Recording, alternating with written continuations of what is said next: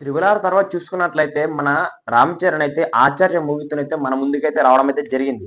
కానీ మన 'Rajamouli' sentiment work out అవ్వడం వల్లో మరి ఇంకేమైనా కారణాలు ఉన్నాయో తెలీదు గానీ ఆ మూవీ అయితే ఫ్లాప్ అయిందనమాట 'ఆచార్య.' అది ఫ్లాప్ అని కూడా చెప్పుకోకూడదు. డిజాస్టర్ అని చెప్పుకోవాలి.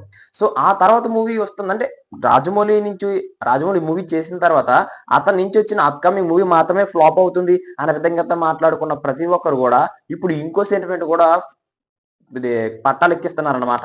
'రాజమౌళి' మూవీ చేసిన తర్వాత కంటిన్యూ‌గా 2 మూవీస్ అయితే ఫ్లాప్ అవుతాయి అనే విధంగా అయితే మాట్లాడుకుంటూ వస్తున్నారు. అంటే ఇప్పుడు 'గేమ్ చేంజర్' గూడా అదే టాక్‌తో దూసుకువెళ్ళిందన్నమాట మొన్నటిదాకా.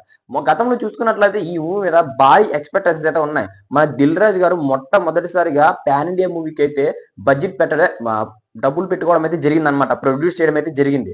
సో, మన 'గేమ్ చేంజర్' మీద అయితే భారీ ఎక్స్‌పెక్టేషన్స్ అయితే ఉన్నాయి.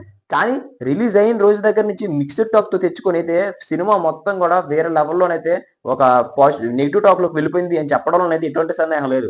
ప్రతి ఒక్కరు గూడా ఈ మూవీ మీద అంచనాలు పెట్టుకున్నారు గదా! ఎప్పుడైతే మూవీ రిలీజ్ అయిందో ఆ అంచనాలు మొత్తం తారుమారు చేస్తూ ఫ్యాన్స్ మొత్తాన్ని డిసప్పాయింట్ చేసింది. ఇప్పుడు మరి ఓటీటీ సంస్థ అమెజాన్ అయితే ఈ మూవీనైతే కొనుక్కోవడం అయితే జరిగిందనమాట. సో, ఆ మూవీ సంబంధించిన థియేట్రికల్ రన్ అంతా కంప్లీట్ చేసుకొని ఇప్పుడు ఓటీటీలోకైతే రావడం అయితే జరిగింది. కానీ నేను ఓటీటీలో కూడా ఫాన్స్ నిరాశపరిచే అంచనాలు ఏమైనా ఉన్నాయంటే ఖచ్చితంగా కూడా ఉన్నట్లే మనకైతే కనిపిస్తుంది. ఎందుకు అంటే గతంలో చూసుకున్నట్లయితే ఈ సినిమా మొత్తం కూడా ఓవరాల్ 5 అవర్స్ స్టోరీ అయితే వచ్చింది.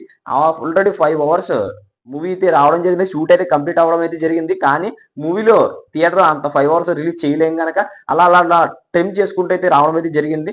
జస్ట్ 2 అవర్స్ 38 మినిట్స్ మాత్రమే ఓన్లీ మీకైతే తీసుకురావడం అయితే మీ ముందుకైతే తీసుకురావడం అయితే జరిగింది అనే విధంగా అయితే మాట్లాడుకుంటూ వచ్చారనమాట.